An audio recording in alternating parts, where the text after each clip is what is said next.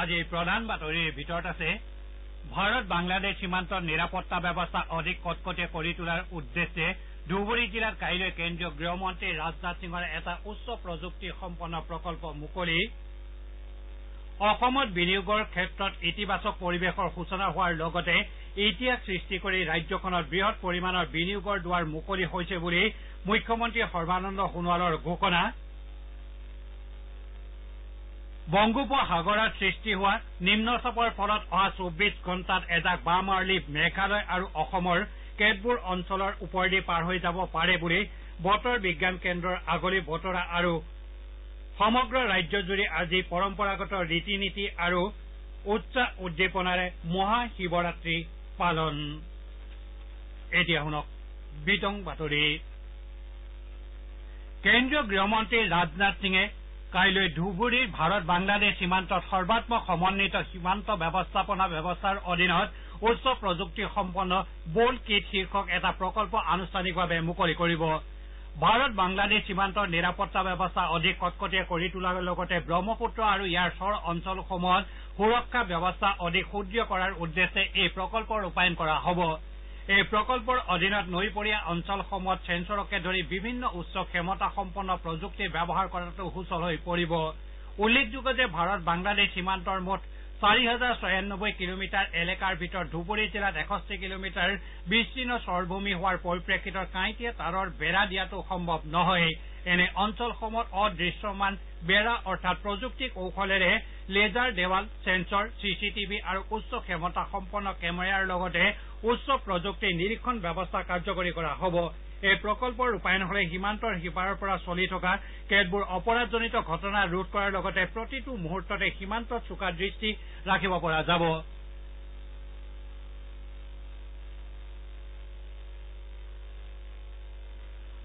অসমত বিনিয়োগৰ ক্ষেত্ৰত ইতিবাচক পৰিৱেশ সূচনা হৈছে বুলি মুখ্যমন্ত্ৰী সৰ্বানন্দ সোণোৱালে প্ৰকাশ কৰিছে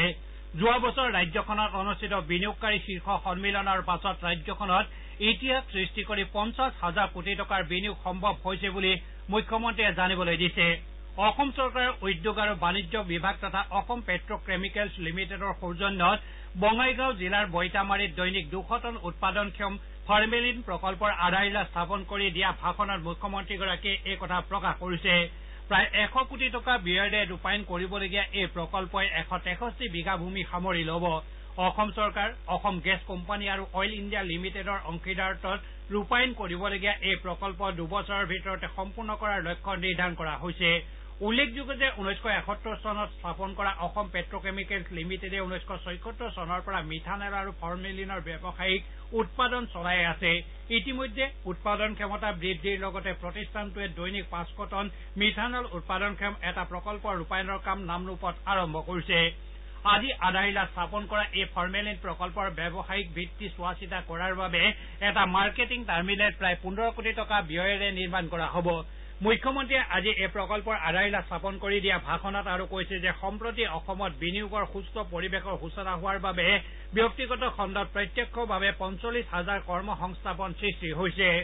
অনুষ্ঠানত দিয়া ভাষণত উদ্যোগ আৰু বাণিজ্য মন্ত্ৰী চন্দ্ৰমোহন পাটোৱাৰীয়ে কৈছে যে ৰাজ্য চৰকাৰে উজনি অসমৰ লগতে নামনি অসমৰ ব্ৰহ্মপুত্ৰৰ উত্তৰ পাৰাই ঔদ্যোগিক বিকাশৰ বাবে লোৱা পদক্ষেপৰ অংশ হিচাপে গুৱাহাটীৰ পৰা টিহুলৈ ঔদ্যোগিক কৰিডৰ হিচাপে ঘোষণা কৰা হৈছে গড়কাপ্তানী মন্ত্ৰী হিমন্ত বিশ্ব শৰ্মাই কৈছে যে ৰাজ্যখনৰ সকলো অঞ্চলৰ সম উন্নয়নেই চৰকাৰখনৰ লক্ষ্য ধেমাজি জিলাৰ জোনাই সমষ্টিত আজি মন্ত্ৰীগৰাকীয়ে ৩খন দলঙৰ নিৰ্মাণ কাৰ্য শুভাৰম্ভ কৰি এই কথা প্ৰকাশ কৰিছে তেওঁ কৈছে যে ৰাজনীতি সদায় কেৱল ভোটৰ বিষয় নহয় বৰঞ্চ ৰাইজৰ হৃদয় স্পৰ্শ কৰাৰো এটা মাধ্যম হ'ব পাৰে অনুষ্ঠানত সাংসদ প্ৰধান বৰুৱা আৰু বিধায়ক ভুৱন পেগু আৰু ডাঃ ৰণোজ পেগু উপস্থিত আছিল মন্ত্ৰীগৰাকীয়ে শদিয়াৰ কুণ্ডিল নদীৰ ওপৰত হস্পিটেল চাৰিআলিৰ পৰা টুপচিঙা ঘাটলৈকে এখন দলঙৰ আধাৰশিলাও স্থাপন কৰে প্ৰায় ৫১ কোটি টকা ব্যয় সাপেক্ষে কুণ্ডিল নদীৰ ওপৰত নিৰ্মাণ কৰিবলগীয়া এই পকী দলংখনৰ মুঠ দৈৰ্ঘ্য হ'ব ৭০৫.৮৪৮ মিটাৰ আজিৰ অনুষ্ঠানত সাংসদ প্ৰধান বৰুৱা আৰু বিধায়ক বলিন চেতিয়াও উপস্থিত আছিল আপোনালোকে বাতৰি শুনিছে আকাশবাণী গুৱাহাটী কেন্দ্ৰৰ পৰা অসম আৰু মেঘালয়ৰ লগতে উত্তৰ পূৰ্বাঞ্চলৰ কেতবোৰ অঞ্চলত অহা ২৪ ঘণ্টাত বতৰ ঘাইকৈ ডাৱৰীয়া হৈ থাকি কোনো ঠাইৰ ওপৰেদি এজাক ধুমুহা পাৰ হৈ যোৱাৰ সম্ভাৱনা আছে শ্বিলঙত থকা কেন্দ্ৰীয় বতৰ বিজ্ঞান কেন্দ্ৰই দিয়া আগলি বতৰা অনুযায়ী বংগোপসাগৰত সৃষ্টি হোৱা নিম্নচাপৰ চাপৰ ফলত এজাক বাওঁমাৰুলি উত্তৰ পূবৰ দিশে গতি কৰি থকাত অহা 24 ঘণ্টাত এই বাওঁমাৰুলি জাক মেঘালয় আৰু অসমৰ কেতবোৰ অঞ্চলৰ ওপৰেদি পাৰ হৈ যোৱাৰ সম্ভাৱনা আছে ইয়াৰ ফলত এই সময়ছোৱাত অঞ্চলটোত ধুমুহা গাজনিৰে দুই এজাক ধাৰাসাৰ বৰষুণ দিব পাৰে আনহাতে বতৰ বিজ্ঞান কেন্দ্ৰই দিয়া আগজাননীৰ পৰিপ্ৰেক্ষিতত পূব খাচী পাহাৰ জিলা প্ৰশাসনে এই সময়ছোৱাত অঞ্চলটোৰ লোকসকলক কিছু সাৱধানতা অৱলম্বন কৰিবলৈ পৰামৰ্শ আগবঢ়াইছে প্ৰশাসনে সকলো লোককে দুৰ্বল ছালৰ তলত নাথাকিবলৈ ওখ খুঁটা বা গছৰ পৰা আৰু বৰ্ড বা অন্য যিকোনো ধৰণৰ বতাহত উৰি যাব পৰা বা ভাগি পৰিব পৰা সামগ্ৰীৰ পৰা নিলগত থকাৰ লগতে কেতবোৰ বৈদ্যুতিক সামগ্ৰী বন্ধ কৰি ৰাখিবলৈ আগতীয়াকৈ পৰামৰ্শ আগবঢ়াইছে যাতে কোনো ধৰণৰ হানি বিঘিনি হ'ব নোৱাৰে বাক্সা জিলাৰ লাউখাটাত আজি কালদিয়া নদীৰ ওপৰত লাউখাটা ডুমনি পথত এখন পকী দলঙৰ আধাৰশিলা স্থাপন কৰা হয় বিধায়ক থানেশ্বৰ বসুমতাৰীয়ে দলংখনৰ আধাৰশিলা স্থাপন কৰে প্ৰায় 10 কোটি টকা ব্যয় সাপেক্ষত এই পকী দলংখন নিৰ্মাণ হৈ উঠিলে অঞ্চলবাসীৰ এটা বহুদিনীয়া সমস্যাৰ সমাধান হ'ব দলংখনৰ আধাৰশিলা স্থাপন কৰি বিধায়কগৰাকীয়ে কয় যে জিলাখনৰ পশ্চিমে লাবদাংগুৰি বজাৰৰ পৰা শালবাৰী জালা মুছলপুৰ হৈ তামুলপুৰলৈ অসম মালা আঁচনিৰ অধীনত ৰাজ্য চৰকাৰে পকী পথ নিৰ্মাণৰ সিদ্ধান্ত লৈছে ওদালগুৰি জিলাৰ ভাৰত ভূটান সীমান্তৱৰ্তী অঞ্চলত এছএছবি আৰু বন বিভাগে যোৱা নিশা অভিযান চলাই অস্ত্ৰ শস্ত্ৰসহ এজন যুৱকক আটক কৰিছে হৰিঙা ঘাগ্ৰা নিবাসী জালান আইন নামৰ যুৱকজনে অবৈধভাৱে বন্যপ্ৰাণী চিকাৰৰ বাবে বন্দুক ব্যৱহাৰ কৰা বুলি সন্দেহ কৰা হৈছে কাৰ্বি আংলং জিলাৰ হোজাই সীমান্তৱৰ্তী লংকাইজানত আজি কাৰ্বি আংলং স্বায়ত্তশাসিত পৰিষদে অঞ্চলটোত আশ্ৰয় লৈ থকা কেইবাটাও সন্দেহযুক্ত অবৈধ নাগৰিকৰ পৰিয়ালৰ বিৰুদ্ধে উচ্ছেদ অভিযান চলায় এই অভিযানত প্ৰাপ্তি লাংচুৰ পৰা আমবাৰীলৈকে মুঠ 554টা অবৈধভাৱে নিৰ্মাণ কৰা গৃহ পৰিষদে উচ্ছেদ কৰিছে সমগ্ৰ ৰাজ্যজুৰি আজি পৰম্পৰাগত ৰীতি নীতি আৰু উৎসাহ উদ্দীপনাৰে মহাশিৱৰাত্ৰি পালন কৰা হৈছে এই উপলক্ষে ৰাজ্যখনৰ বিভিন্ন ঠাইত থকা শিৱ মন্দিৰসমূহৰ পুৱাৰে পৰা ভক্তৰ ব্যাপক ভিৰ পৰিলক্ষিত হৈছে আজি বিয়লিৰে পৰা শিৱৰাত্ৰিৰ মাংগলিক পূজা আৰম্ভ হৈছে যদিও দিনৰ ভাগতো শিৱ মন্দিৰসমূহত যথেষ্ট লোকৰ সমাগম ঘটে শিৱৰাত্ৰি উপলক্ষে গুৱাহাটীৰ ব্ৰহ্মপুত্ৰৰ মাজত অৱস্থিত উমানন্দ মন্দিৰ লংকেশ্বৰ মন্দিৰ আৰু শুক্ৰেশ্বৰ দেৱালয়ো বিভিন্ন ঠাইৰ পৰা অহা ভালে সংখ্যক ভক্তৰে ভৰি পৰা পৰিলক্ষিত হৈছে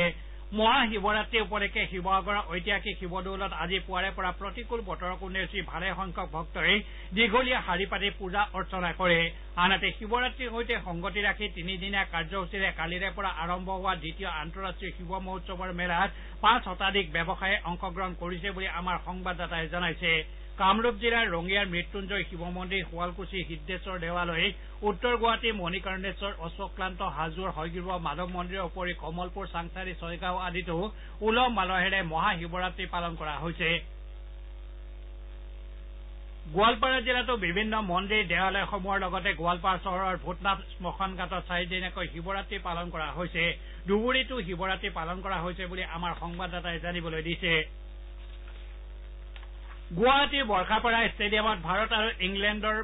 মহিলা ক্ৰিকেট দলৰ মাজত অনুষ্ঠিত 3খনীয়া টি20 শৃংখলাৰ প্ৰথমখন খেলত ইংলেণ্ডে 41 ৰানত জয়লাভ কৰিছে টছত জিকি ভাৰতীয় দলটোৱে প্ৰথমে বলিং কৰাৰ সিদ্ধান্ত লয় ইংলেণ্ডে প্ৰথমে বেট ধৰি 4টা উইকেট হেৰুৱাই সংগ্ৰহ কৰা 160 ৰানৰ বিপৰীতে ভাৰতে 6টা উইকেট হেৰুৱাই 119 ৰান কৰিবলৈ সক্ষম হয় উল্লেখযোগ্য যে মুম্বাইত এদিনীয়া শৃংখলা 2-1ৰ ব্যৱধানত দখল কৰাৰ পাছত ইংলেণ্ডৰ বিৰুদ্ধে টি20 শৃংখলা দখল কৰিবলৈ হলে ভাৰতে পিছৰ দুয়োখন খেলতে জয়লাভ কৰিবই লাগিব বাতৰি শেষ কৰাৰ আগতে প্ৰধান বাতৰি কেইটামান থোৰতে আকৌ এবাৰ পঢ়ি দিছো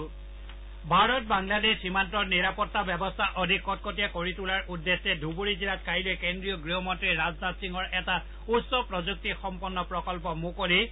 অসমত বিনিয়োগৰ ক্ষেত্ৰত ইতিবাচক পৰিৱেশৰ সূচনা হোৱাৰ লগতে ইতিহাস সৃষ্টি কৰি ৰাজ্যখনত বৃহৎ পৰিমাণৰ বিনিয়োগৰ দুৱাৰ মুকলি হৈছে বুলি মুখ্যমন্ত্ৰী সৰ্বানন্দ সোণোৱালৰ ঘোষণা